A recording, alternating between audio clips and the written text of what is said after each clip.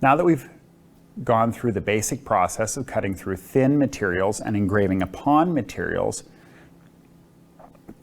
using the vector cutting grid, I'll demonstrate a couple of additional configuration options for this laser cutter that allow additional flexibility in other projects.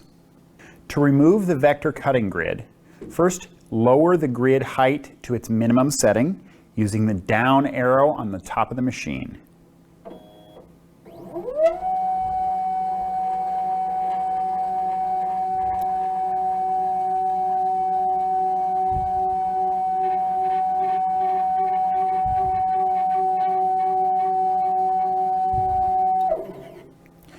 Once the grid is fully lowered, it can be lifted out by gripping the two knobs, lifting it straight up, tilting as shown, and removing out of the front of the machine. Use caution when lifting the grid to not strike the laser gantry with the raised back portion of the grid assembly. Also, the grid will typically have small pieces that have fallen down inside it. Try to avoid tipping the grid and making a mess. Next, we will install the rastering plate.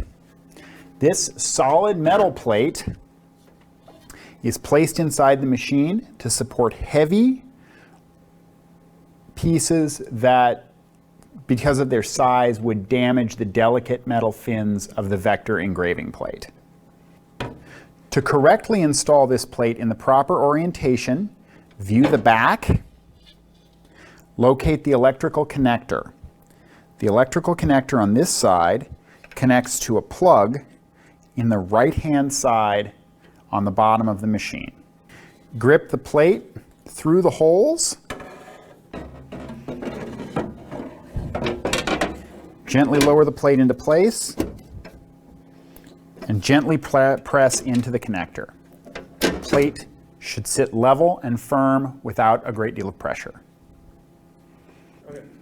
The other piece to demonstrate is the rotational engraving adapter. This component consists of two pieces, a headstock, which is motorized and can be controlled by the laser, and a tailstock, which rotates freely. To adjust the head distance between the headstock and the tailstock, lift the handle, insert your workpiece, and firmly press the two pieces together to maintain a tight grip, then lock it into place. The rotational adapter has the same electronic connector on the bottom as we saw on the raster engraving plate. It can be installed by placing it gently into the groove in the center of the machine, lining up the head and tailstock. You know it's connected properly when the headstock moves to calibrate itself.